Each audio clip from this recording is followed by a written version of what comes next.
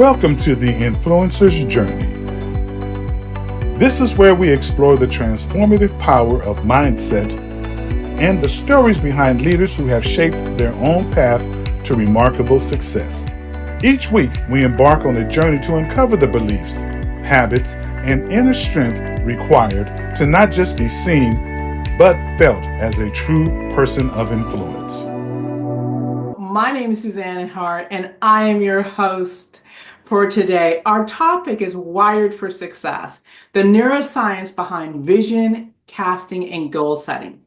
So this is what I really want us to dive into. I want to understand how neuroscience affects our ability to set visions, to cast a vision, set goals, and when done correctly, how does it rewire the brain for clarity, purpose, and action? And this is why. I don't know about anyone else, but I have been doing an exercise of writing my vision and writing 100 goals for over 20 years. And since I've started that process, I can tell you magic has happened. I have accomplished so many things, and I don't think it's all because I am focused on those things.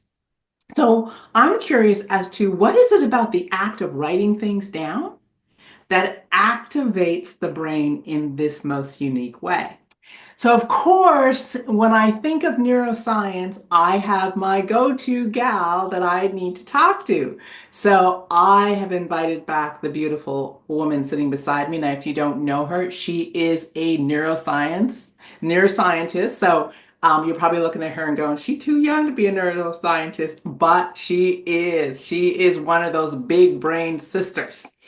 And she is a mother of two. She is also very steeped in the area of health and wellness with her husband and just up to magnificent things. So please welcome my friend, Hala El Khoury. Hala El Khoury. And I am just so excited to have this conversation. How are you? I am doing amazing, and thank you for the beautiful introduction. I love it. You are so welcome. And I should say welcome back because you kind of kicked off part of this conversation earlier this year. Or yeah, earlier. And I wanted to, when I sat down and wrote my goals, I started going, okay, why does this work? And I know there's a lot of people that kind of write their goals or they think about their goals, but they don't write them down. They don't make them plain. They don't go through the exercise, and then they think that goal setting doesn't really work. So I really want to debunk that. I want people to really go into this year powerfully.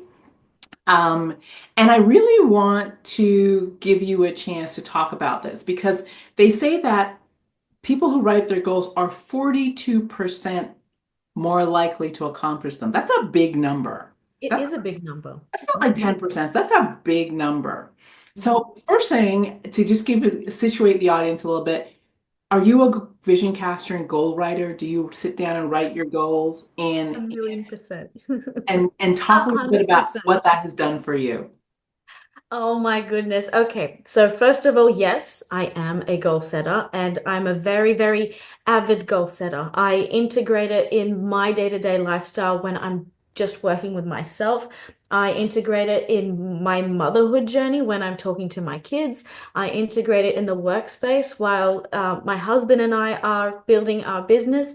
And now with our new staff members and, previous staff members, it's always been a very, very essential part of how we address our life, our work, and all of the multifacets that are involved in living life. So 100%, yes, And so are you writing them down and I writing? am.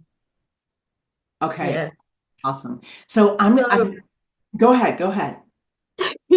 I'm just really excited about this. Um, so the fact that writing and how important writing is has been an ongoing conversation for a long time now. Hmm. Even back in my early uni days, before I was studying neuroscience, when I was doing some psychology, there has been a actually, even during my high school years, there's a very clear distinction between writing your goals or letting them hover around in your head. But if we double click on the act of writing your goals, you can write your goals in different ways. There are the people who type down their goals, so clickety clack typing. And then there are the people who actually write them, who use a pen and put the pen to the paper and they write their goals in that way. And even when we double click on that, there is a lot more power in actually writing with pen and paper and doing it that way compared to typing the goals. So not just writing it down, but how do we write down our goals? That's going to create a stronger impact on accomplishing these goals. So, what's the connection between the hand movement of writing? Because I've heard that too. And so I set myself up, I buy a brand new journal every year. I buy brand new pens with all sorts of different colors to set myself up for my whole goal setting, vision casting exercise. And I write cursive and I write everything. So, what is it about that action that activates something up here? It's actually amazing what writing can do. So, first of all, our brains and humans, us living life, our brains have different centers and different processes that they are responsible for. And when we engage as many centers as possible, the more immersive that experience is, Okay. and the stronger the pathways are that are connected, and the more pathways there are that are created. So the act of writing with pens on a piece of paper, that first of all creates a sensory motor process. So we are receiving sensation through the act of writing, but we're also getting our motor sensor activated because we're actually putting instructions into our fingers to do the writing. Then having not just the writing of the words, but having the paper and the sensation of the pen, that's going to be really important. So that also brings in our visual centers. Then using colors, that's adding more layers to the visual centers. Okay. And then the actual process of writing and moving, it activates your hippocampus in your brain.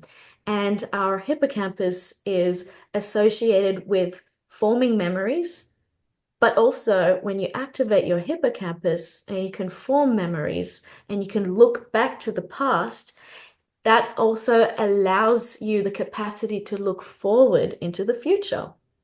And that is going to be really important for goal setting. And so we are implementing those different parts of our brain. And then, of course, we're thinking about something. So there's going to be some frontal lobe activation. So we're using some logic to write these things down. But these are goals too, right? So they're Mhm. going to have some emotional importance for us.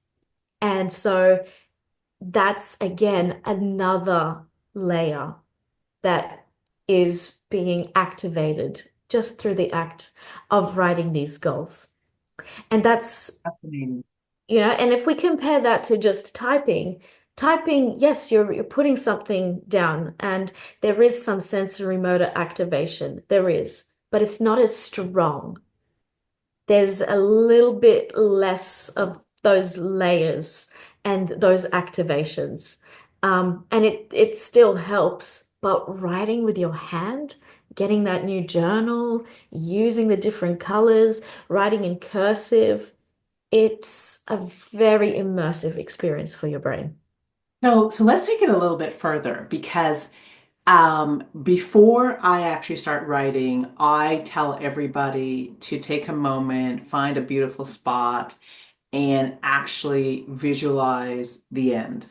So write your vision and spend some time visualizing it. And I ask them to, tell me what the air feels like and what do you see and what are the colors and what do you taste and what are people saying to you and who you with and all these things. And what I've seen with every client that I've done this is they get emotionally activated and they see more than they thought. And we always do that before we start actually putting it down to paper, and even before we do what most people talk about vision boards, because I want to attach the emotion to whatever we're doing. So we visualize first. So what if I'm hearing you correct, you're saying we're lighting up all these different centers of the brain Uh-huh. and almost like making it an immersive full experience. An immersive and full experience. And the thing is, your brain can't always tell the difference between the senses and the thoughts that we have. So the difference between that and reality. Okay. So, Mm? so we're putting our imagination to work for us. Yes, Okay. that's right. And that creates a sense of normalcy for your brain. Oh, yeah, accomplishing this goal, that's normal. I already have. So I'm going to behave and act as if I already have it, which will then create the right environment and conditions for this goal to inevitably be accomplished. Okay, that's cool. That is really cool. So Yeah, I want to dive into this whole thing. You just set the stage for the conversation. great. Right? Because that is really cool. Because I've often heard that the brain doesn't know the difference between real and dream or imaginary. And Mm. so if I create my what I would love to see happen in my life and I relate to it as done, real, and accomplished, because my brain doesn't know the difference, it's going to act as if. That's right. Okay, so that's where we are, everyone. So if you're listening, that's where we are. So if you're just joining us, please come on in, settle on down.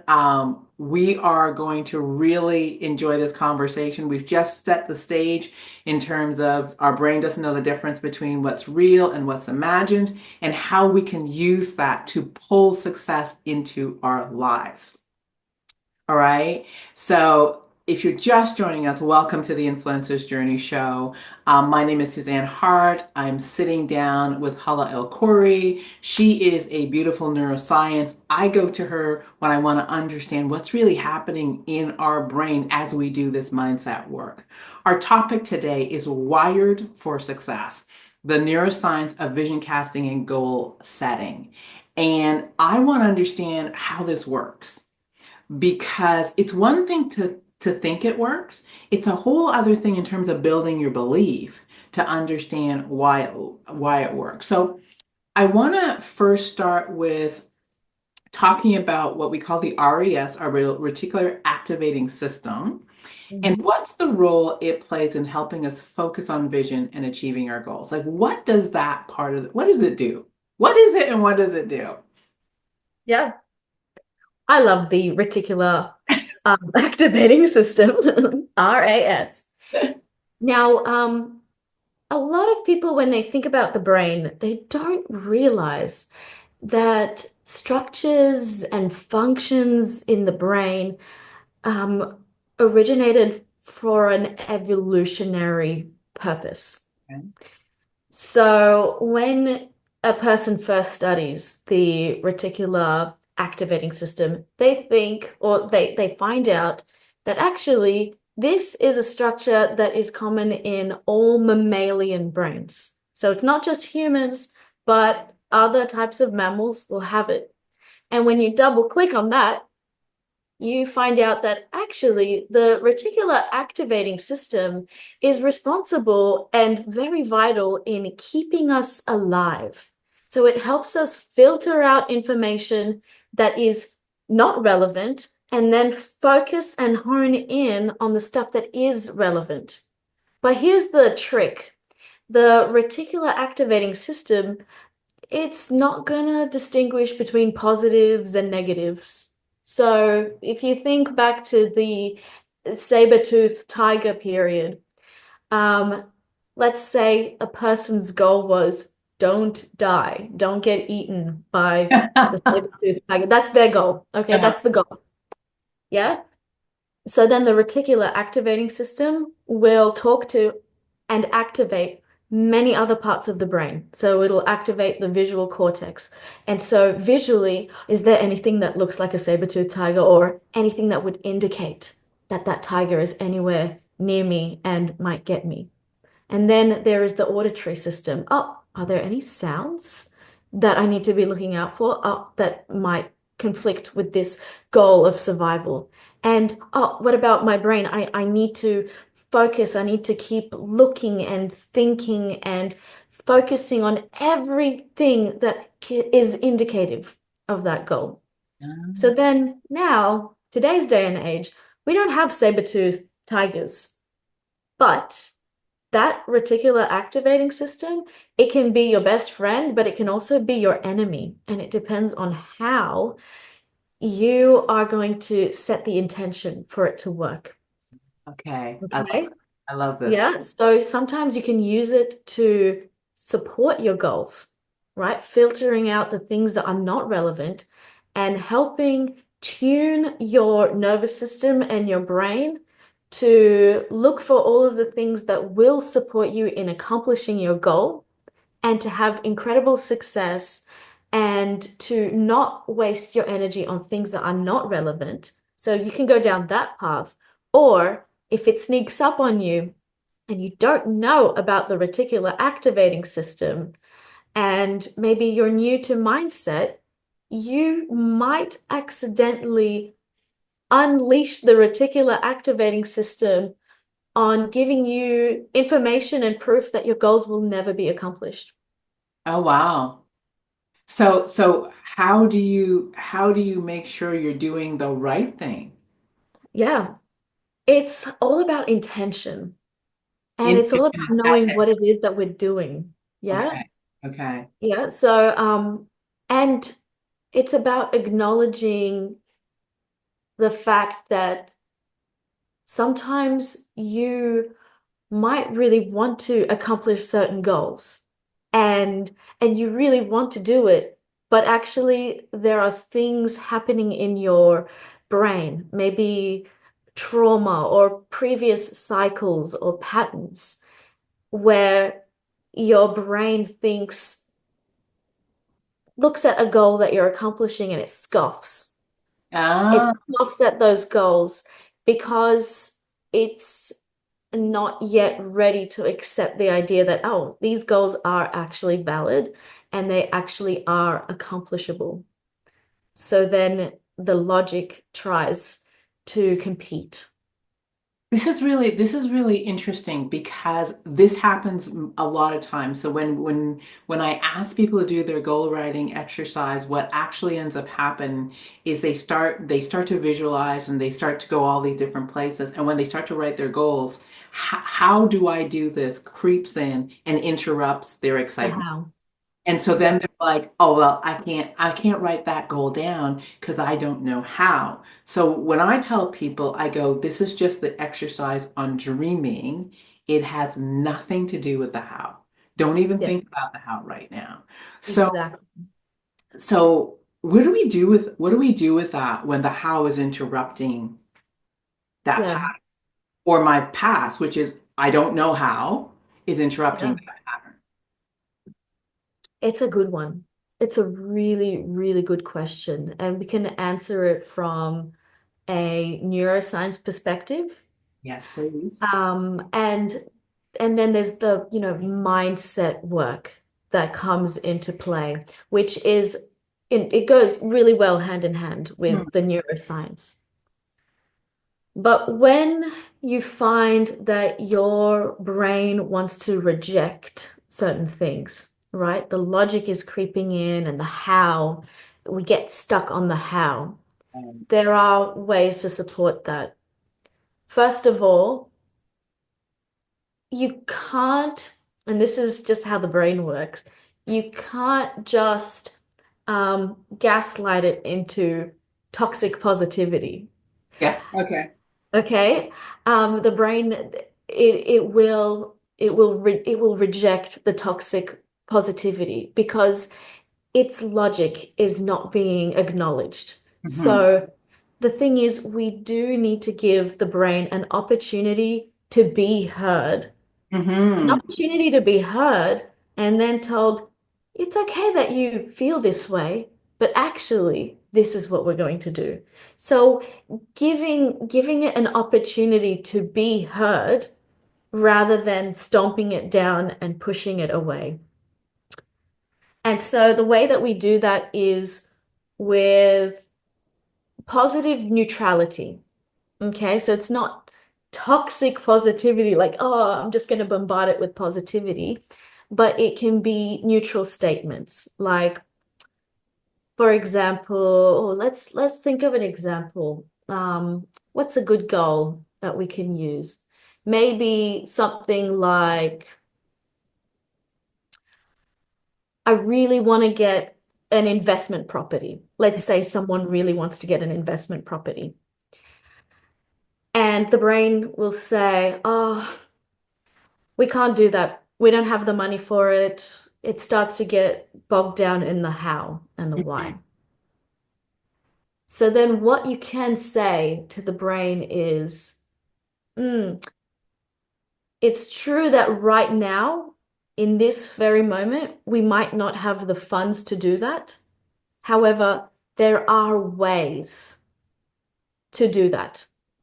Yeah. And you don't have to go into all of the ways, but it's just the statement of, yeah, maybe right now, today, we don't have that, but there are other ways. That's a logic that your brain can't deny, Mm-hmm. right? It can't say, no, that's false, because it is true. There are other ways. And it is true that it's today, but that was a rephrase. It's not a never, it's a Mm-hmm. today. So we're using neutrality, and that helps the brain feel like, okay, yes, or the maybe it's the trauma cycle that needs to be acknowledged. It's we don't have it today, but there are other ways. And that is really, really helpful for the brain. And then what happens is after that statement is made, the thought had a chance to be thought, the feeling had a moment to be felt. But now the brain starts looking for those other possibilities. And the thing is, you don't even have to actively sit down to think of those other possibilities. The brain is now naturally going to start thinking, oh, that's right. It is a true statement that there are other possibilities and other ways. Mm. So now my reticular activating system is looking for those other ways. This is really cool. This is really neat because when we do this exercise, when I do this exercise for myself and with my clients, I always ask people to make a bold, audacious declaration in an area of their life. So let's say we'll use the investment property. I want to buy an investment property. And of course, I don't know how to buy an investment property. So what I always say is you're going to make a bold statement and then we're going to write 10 goals underneath that statement. And we're doing the exact same thing. So you might say, okay, well, I don't know how to buy investment property. So you're going to go, I'm going to go talk to someone who can guide me through what I need to do to buy an investment property. Okay. And then my brain goes, well, we can do that. I can find someone. I'm going to open a savings account where I'm going to put money so I can begin to save to buy the investment property. And so I tell people, give me just 10 small things that you're going to do to move you towards that goal. And invariably, it's the same thing that happens is I don't know what I'm doing, but I can go talk to someone who does. And my brain goes, okay, so now I have a guide. Okay, well, I don't know what I'm doing, but I know I need money, so I can go open a bank account. Okay, and I'm going to put X amount of money. I don't know what I'm doing, but so it's kind of like I'm not sure, but I answer the, well, what are the things that I can do to Mhm. get me started? And what's really interesting is what I've noticed is when I get people started by these small things, by the time they get to 10, they're seeing bigger things and they're going, oh, yeah, okay, all right, we can get there. And it's those just those 10 stepping stones. Yeah, exactly. And so that's how you can use the brain's logic, whether it's negatively primed or positively primed. It's so cool. Yeah. And this is interesting. So the other thing I want to talk about is is what happens when you've primed your reticular activating system. Because I know for myself, when it is primed, it is super primed. So and it's exactly what you said. So I'll share a story. I'm in a class and I sit down beside this woman. I have no idea who she is, but I've just written my goals. And one of the things I've written is I'm going to St. Lucia on holidays for my birthday. And she sits down and I go, hello. And she goes, hello. We start up this small chat. And then something happens and we're talking about where we're both from. So I'm from Trinidad and she is from St. Lucia. Mm. So my brain goes, St. Lucia? Oh my gosh. And so I say to her, oh my goodness, that's where I plan to go on vacation. She goes, have you ever been? I said, never. I know nothing about St. Lucia, but I just have a desire to go there. We leave, we continue to chat. Around 6 months later, I get a phone call from her. Do you still want to go to St. Lucia for your birthday? Well, a matter of fact, yes, I do. Have you made any plans? Not quite yet. She goes, well, a group of us are going, and one of the people in our group dropped out. Would you like to go? Hmm. And I went, absolutely. When are you going? And she says, well, we're leaving the beginning of December. Now, my birthday is December 11th. So I ended up Wow. in St. Lucia for my birthday. And I didn't do a thing other than sit down beside a woman. But because I was already primed for it, we ended up having a conversation. Mm-hmm. And so that is so cool. It's Huh. powerful. Yeah. And if your reticular activating system was not activated, I would have just said, that's nice. oh, that's nice, right? Or if your brain said, yeah, how's that going to happen? There's no way that it's going to happen. And then to just cast it aside, not even put it down as a goal. Hmm. And so I think part of the lesson here is one, dream big, and two, learn how to prime your brain and address your doubts so that your reticular activating system begins to work with you is really what Yeah. you're. Yes. Hmm. And there are other ways to address the doubt. So let's say we've done this is the first and the most important step if someone is having a really, really hard time accepting or having the audacity to have these goals is to start with neutral because neutral but logical, your brain can't argue with that, Yeah. right? But let's say that, all right, we're comfortable now with the idea. So have fun with it, flirt with it, flirt with the goal, wink, um, wink at the goal, like write it down and then wink at it. What I mean is add some playful emotion into it, Hmm. which creates a sense of playfulness, lightness, humor, which involves other creative parts of the brain. And once again, that just it's like it's adding more branches to the tree of your goal, more ways to get there. Okay, so let me flirt with this a little bit in Yeah. terms of I know for myself is that when I wrote my vision, it was lofty, it was way bigger than me. And I kind of wrote it because I wrote it for the first time 20 years ago. And I kind of wrote it going, wow, this would be wonderful. Now, did I actually believe all of it? Not at all. But I wrote it because it would be wonderful. What I found happened, Hala, was that I learned a distinction of commitment versus attachment. Mm. So I had this vision I was committed to, and I had these goals I wrote down each year that I was committed to, but I learned not to be attached. And so what that meant for me was I'm going to hold it in front of me and I'm going to sit in possibility, but I'm not going to be attached to it happening this year because I'm still learning. I'm building my baby vision casting muscle. Yep. Just the thought of keeping it in front of me each year, my muscle got bigger and my muscle got bigger and my muscle got bigger. And then suddenly I was like, you know what? We can do that. I just had to hold it there and not say, well, if I don't do it this year, I'm a failure. It was like, I'm just going to keep holding it here because someday, Yep. one day, Yep. and what was interesting was I would not actually realize when I matured into the person who could do the thing, and then I was doing the thing. Yep. Hmm.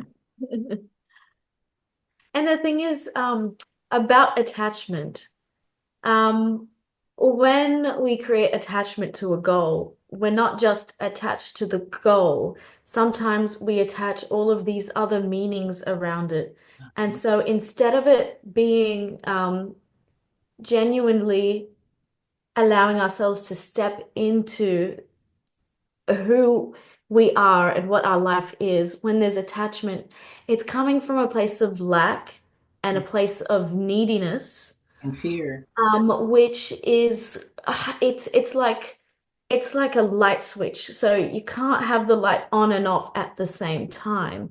So when you are attached to something and you need that something to happen, that it's gonna conflict. It it's Mhm. it's it repulses that thing from happening. Yeah. Yeah. Yeah. For me, how I began to really hold it for myself was when I was attached, I was holding on for dear life, and I made everything mean something about me. Yeah. Not good enough, not smart enough, not whatever. When I was committed, it was almost like I had it in front of me, and um and it was almost like I just kept looking at it and talking to it and playing with it. And I reminded myself that, there was it didn't mean anything whether I did it now or I did it later. All I knew was it was a possibility that I was committed to, and that I may have to grow, I may have to learn, I might have to expand, but as long as I kept that possibility in front of me, it was done. When? Mhm. I had no idea. And that's kind of how I play with many things in my world. I just put possibilities out in front of me and I say, I know I have to become that person, but until I put that possibility in front of me, there's no becoming. Yeah. Yeah. That's validating. Thank you. Yeah. Oh, and I'm having some thoughts around that because we do have different types of goals, right? We can set a goal and it's intrinsic and it's coming from us through us, okay? And it's coming from a place of growth. And then sometimes people they latch on or attach to a goal, but that goal isn't a truly intrinsic goal. It came from an external source. Uh, Maybe they had parents who didn't show them unconditional love. And so that goal for them is the thing that makes or breaks them. Mm. And so it's technically coming from an external source of not being good enough. And when we have those types of goals, and we think that it's coming from inside of us, but it's actually been passed down. Maybe it's an epigenetic way of thinking, like a trauma thought pattern, or maybe it's just something that we grew up with and we experience and we haven't healed yet. A Those types of goals, they're going to be very, very different to each other, and they're going to feel different. So the goals that we commit to and we hold in front of us and we are bold and audacious and we have the capacity to flirt with it, those are very, very different to the goals that we think are intrinsic, but they're actually coming from a place of hurt or wounding, and it hasn't been resolved yet. And we're making it all about us and whether we're good enough or not good enough. And accomplishing that goal is crucial to our identity as a person. So that's the other thing that I would say is so good. really inspect your goals Yeah. and where they're coming from before we really drive into it. Because if it's coming from a place of wounding, it might mean that there's more healing that needs to be done.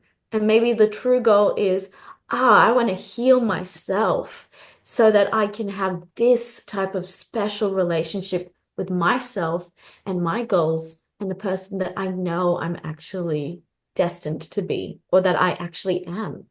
Yeah, because I think what you're talking about is sometimes we set goals from a survival place. Yeah. And it's like I need to belong to the tribe, I need to belong to the family, I need to be accepted. And how often do people do things, and we're talking about I need to be married by the time I'm 25. I need that law degree because everybody in my family's had a law degree. I need to do this. I need to drive this type of car. I need to, own a home by this time. How often are those goals the things people put on paper? But if they examined what they truly wanted, those Hmm. may not be the things that show It up. might not actually be the things that show up, and they could have come from a someone else's way of thinking or societal expectations or someone else's definition of success, but not our own. It's interesting because when we do the vision exercise in my program, I've recorded just a vision exercise to and given it to people to walk through.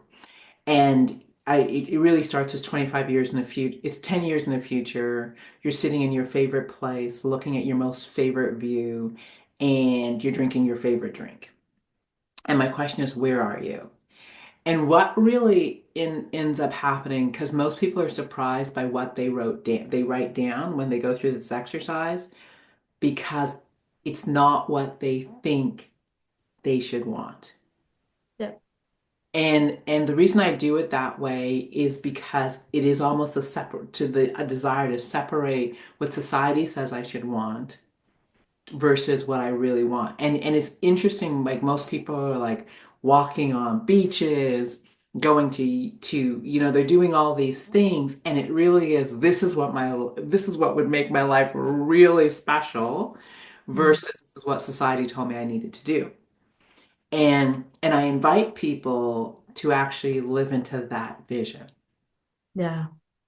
And I know for myself, the first time I did it, I was like, where did that come from? Mhm. Right? And had a lot of realizations about what I was committed to, and it wasn't anything I was doing. And it was a sobering moment because I had to make some choices like, am I going to pursue this because everybody tells me I should, or am I going to walk this path, which is like, wow, let's choose the wow. Okay. Oh, this is so good. Yeah. So good. So Yeah. It's Let's talk, amazing. I love this conversation. me too, me too. So let's talk a little bit about writing our vision and goals and what physically changes. Because the last time you were here, we talked a little bit about the physical changes. So, what physically changes in the brain structure or wiring when we actually sit down and write, and why is that so Mm, powerful? mm. You're making me want to just sit down and write right now just to feel how it feels in my brain. But okay, so what actually happens is we talked a little bit about the physical stuff or what our environment is doing and how it's engaging and activating different parts of our brain. What it's essentially doing is you're sitting down, you are in the moment, you're in a space, in a designated time. You're writing things down, you're implementing all of your senses, getting them activated. This is ideally a moment where it's a date with yourself, right? Yeah. You're having a date with yourself. So there are different analogies that Mhm. can be used, but when we're doing that, we are opening a tab or a chapter in the brain. And it's not just in one part of the brain, it's in multiple parts of the brain. So the trees behind me, for those of you who can see this video, and for those of you who are listening and you can't see, well, imagine branches of trees that are stretching out and reaching different parts of the space. So Mm. that's physically what's happening when we're sitting down and we are writing goals. It can start from one point, but then because remember, we are integrating all of our other senses, and the brain loves to talk to different parts of itself. It loves that. That's its favorite thing to do. So inevitably, we're going to create a connection here, and then another connection there, and another connection here. And there are different parts of the brain that are experiencing connectivity. So if you put a person inside an MRI and you get them to write goals, everyone's going to look a little bit different. But do imagine a Christmas tree lighting up in Ah, different places.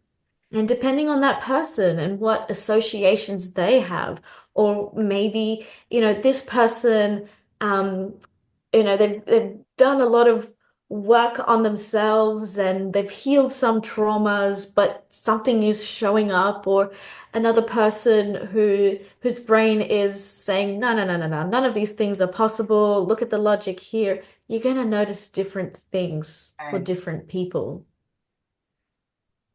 But ideally, when we write goals, yeah, there are more powerful ways to write goals, more powerful terminologies for some people compared to others, or some things that will work better for one person than they would for another.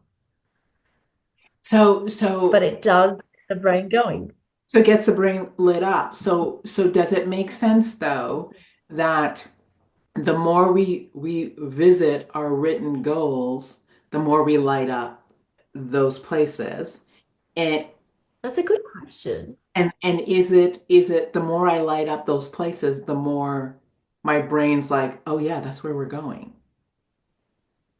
I'm curious. It's interesting because, Because okay. last time you were here, you talked about neural pathways and you talked about Yeah. creating these new pathways. So I'm thinking, if I keep reading my goals and reading my vision and I keep lighting up these places every single day, what happens? Yeah. So I think that I don't know if this has actually been studied, but I hypothesize that it's a bell curve. Okay. And first, let me set the scene. There are some people who will write down a goal, put it away in a book, lock it away, and come back 10 years later and go, oh, wow, I accomplished all these goals, Yeah. right? And then there are people who will write their goals over and over and over again and revisit it every day. Um, and sometimes they get more frustrated and Mm, annoyed and irritated. So I do believe that there is a bell curve, and mhm, it is going to depend on many different variables. But like, for example, think of it as planting a seed. You mhm. can accidentally throw a seed out the window of a car and come back 10 years later and there's a tree there that's just come and it's got beautiful fruit, right? So this is one side of the bell curve. And then on the other hand, you can plant a seed and then every single day with your gum boots, come on down, walk, stomp on the ground, say, "Why aren't you growing?" And then pour more and more and more water on it and drown it, and it will never grow. Oh, that's so cool. So it is a bit of a bell curve, and everyone's bell curve is going to look a little bit different depending on what that person's internal pathways and psyche is. So, But so I I love this. I love this analogy. So this, because this is what I'm hearing, because I've had both things happen. So, for example, trip to St. Lucia, planted the seed, never came back to water it, got the phone call, I'm in St. Lucia. Woohoo, Yep. right? But it trained my listening for that one conversation that I needed to have that actually watered the seed, if you will. Um, And then I know the difference in my body from that your analogy of when I am nurturing a goal. So I'm visiting it. I'm like, okay, what are we doing next today? Versus when I'm coming and stomping on it and digging up the seed to see if are you growing and over watering it. Like I actually know the difference in my way of being. Like when you gave that analogy, I know the difference. I have had goals where I know I'm stomping out there and getting out I'm watering it, then I'm going the next day and watering it, and then I'm going to go dig it up and go, what's wrong with this seed? And put it back. Of course I killed it. But then there are goals where I'm like, I'll plant it, I'll be doing my thing, and then I'll go out and I'll go, oh, you know what? I need to fertilize it.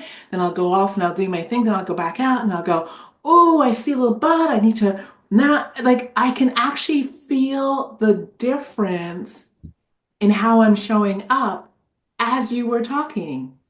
Yeah. So then the thing that I find helps is it's ideally it's good to go in the middle of that bell curve, right in the middle. And what that can look like for me, I'm just going to give me as an example, and this might be relatable. But for me, I like to assess my goals with a healthy amount of frequency. And sometimes I put those ones away and I sit down and 3 months later write down my goals again. And I'll find that, oh, you know what? Actually, Ah. I wrote a different goal 3 months ago. And maybe I've let go of this one because it actually was coming from an extrinsic place. Or Yeah. maybe this goal actually doesn't serve me anymore like I thought it did. But these goals, whoa, they've just stayed consistent and they've evolved and they've grown. So it takes some going back and looking at the pathway and the journey that has transpired. So we all have to find our healthy rhythm. One. Find, yes, your unique healthy rhythm. Rhythm, yeah. And then the other thing that you're really highlighting is we all have to watch the distinction between attachment and commitment. And Yes. and oftentimes when I'm in commitment, I'm more likely to find a healthy rhythm. And when I'm in Mhm. attachment, I'm going to probably stomp and water and kill the seed Yep. because I'm not coming to the goal from a very healthy place. Yeah, that's Okay. right. This is so good. This is way more than I anticipated. So, I was not anticipating this either. This just so let's talk a little bit. about celebrating Yeah. because one of the things I know for me that has really been super helpful in achieving goals, particularly bigger ones, is celebrating the small, tiny wins. Yes. And celebrating sometimes wins that have nothing to do with the actual goal, but just the celebration of a win kind of has my brain, it feels like my brain's like, how are we going to win today, Suzanne? Yep. Because my brain gets accustomed to the celebration of something. Yeah. So Absolutely. what's going on there? Yeah. So there are many ways to approach this conversation. And oh gosh, there's so much interesting stuff. Okay, okay. All right. Give me a second. This is exciting stuff. Now, first of all, when we celebrate a win, just like you said, it does help prime the brain to see our accomplishments, even if they're little things. Okay. It helps to prime the brain, and it comes back to the reticular activating system to look for signs that, oh, actually, look, I am progressing, and there is positive evidence there to show me that I am on the right track. Because remember, the logical brain, it's Neat. looking Yeah. for evidence. And if you can celebrate your wins, then not only does that help, the brain that's already happy and feeling accomplished, but it also helps that more slightly skeptical brain that is a little bit bogged down with the how. Okay. So celebrating a win, acknowledging a win, and giving yourself the chance to see that, it opens the brain up to more possibilities. That's cool. Okay. Yeah. Now, there's conversation about dopamine and the reward system of our brain as well. That's important, right? Because dopamine in the brain, that's basically how the brain experiences reward. Okay. But there is, different information out there. So you don't even have to experience a win to get the benefit of dopamine. It's even just the anticipation sometimes Yeah. that creates that dopamine effect. So, for example, I'll just give you an example of planning a holiday.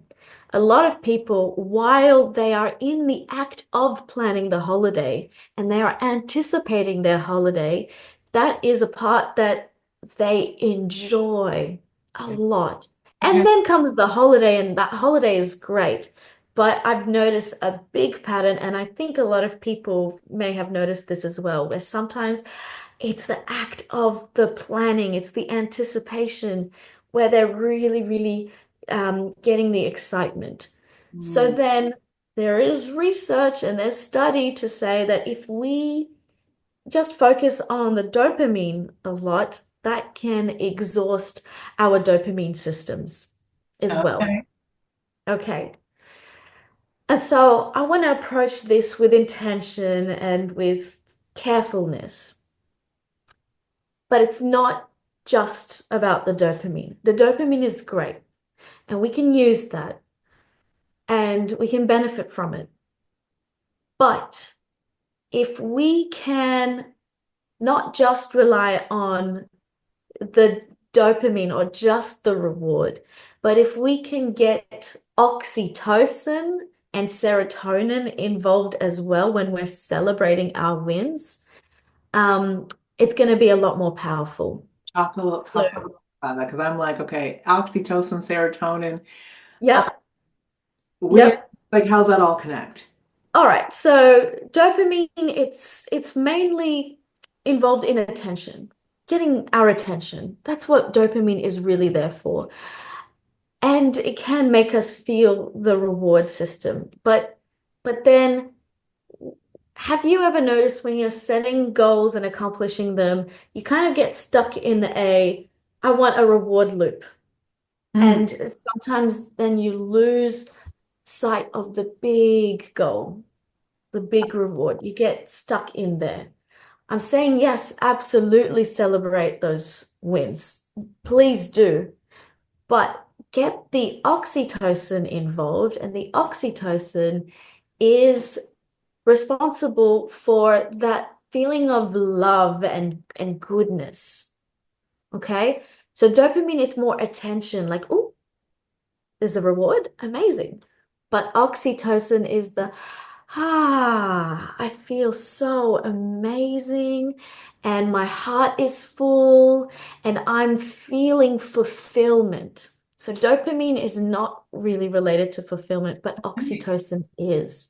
So in the way that we celebrate our rewards, it's really helpful to get ourselves to do that, immersing the senses, but celebrating with people that we love and bringing it back to the big vision. So instead of it just being I'm just going to celebrate this win by acknowledging it and ticking the box, because that could literally be the dopamine. I ticked the box. And instead, celebrating the win is, okay, let me actually honor this moment and bring the people that mean something to me and bring it back to the big picture. Oh, I love it. I love it. Yeah. So for me, what I'm hearing, I'm hearing two things. Because when when I talk about celebrating wins, I also talk about celebrating wins in the context of the bigger picture, Yeah. right? So it's not just checking the box, it is checking the box as if I'm a two steps in the journey, right? Yes. So it's not the box itself, and it's not just this thing, it's this thing in relation to the bigger picture. For Yes. me, it's how when I talk about celebrating the wins. So even when I say to people, every day I celebrate completing my workout because my workout is a check in the bigger picture of my ongoing health. Yes. And so, and then when I hang out with friends, we will celebrate where we are in relation to our health goals and what we did and all these things.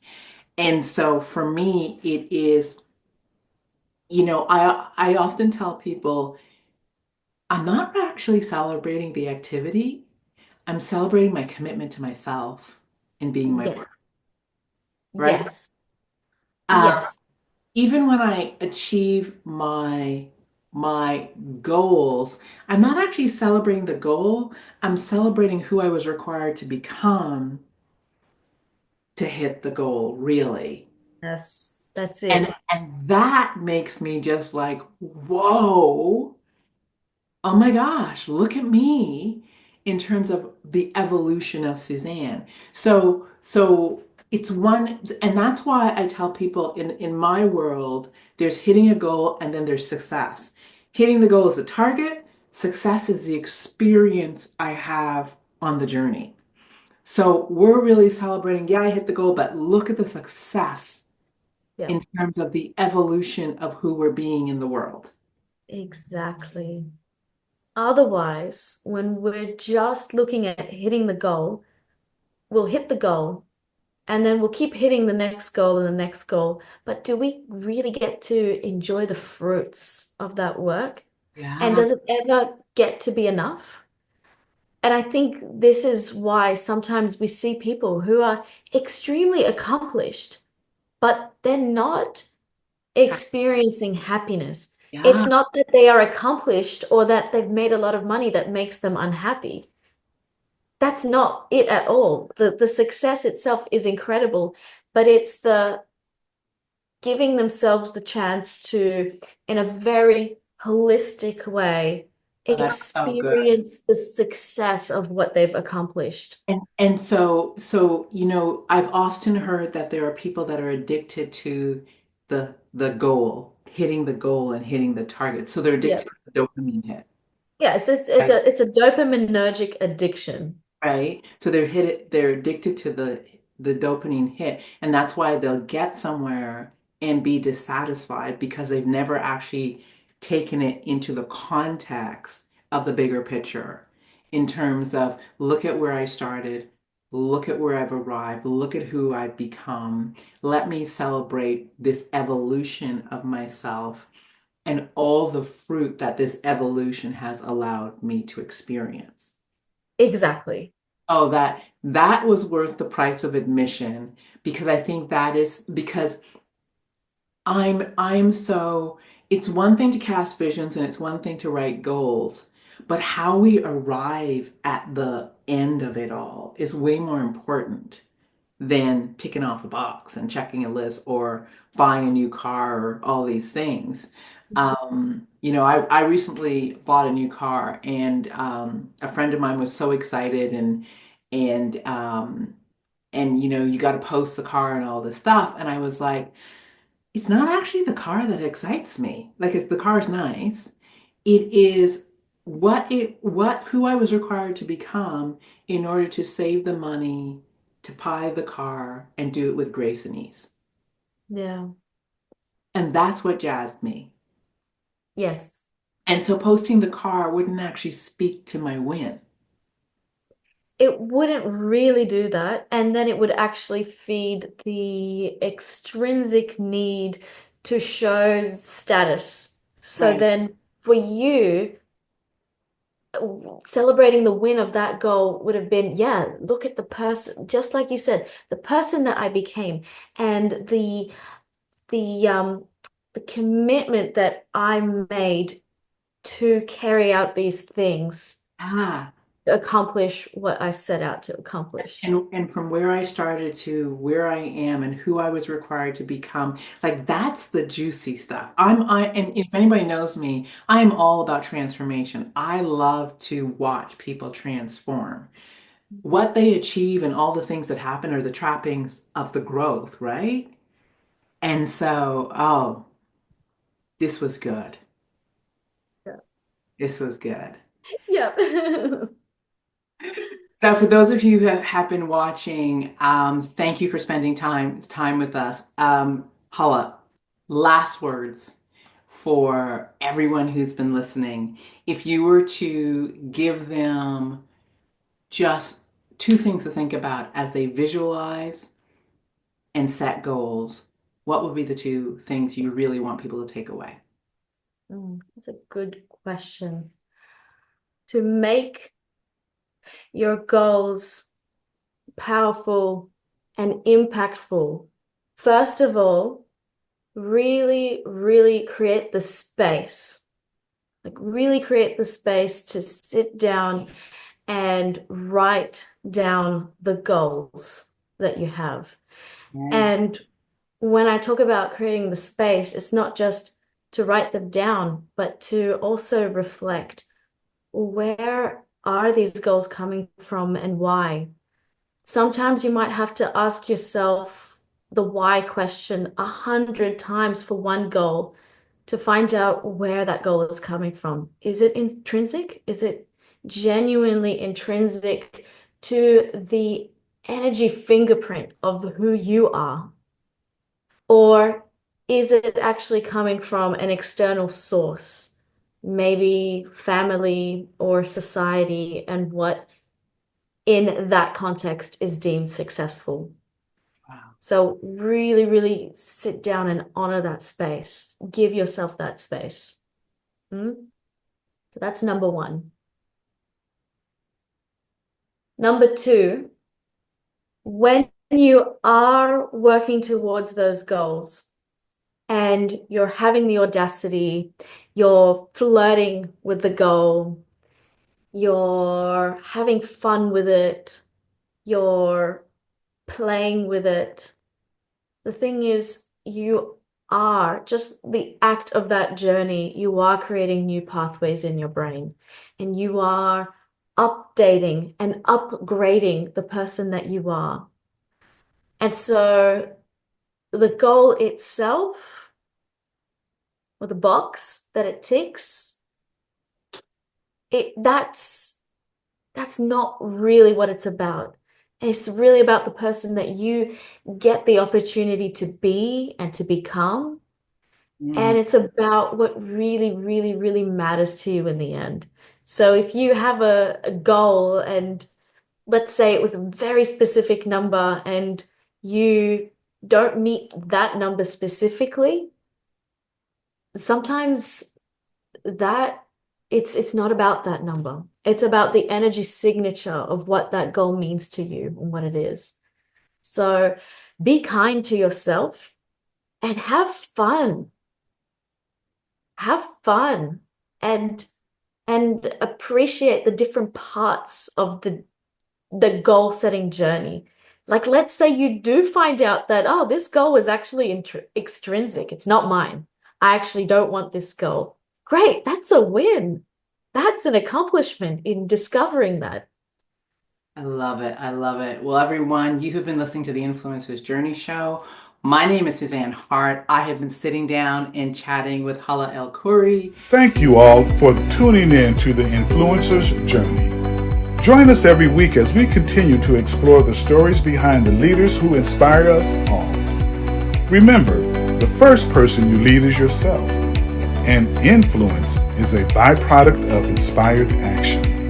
Until next time, know you are brilliant, know you are special, and the world is waiting for your unique gift. This is the Influencer's Journey.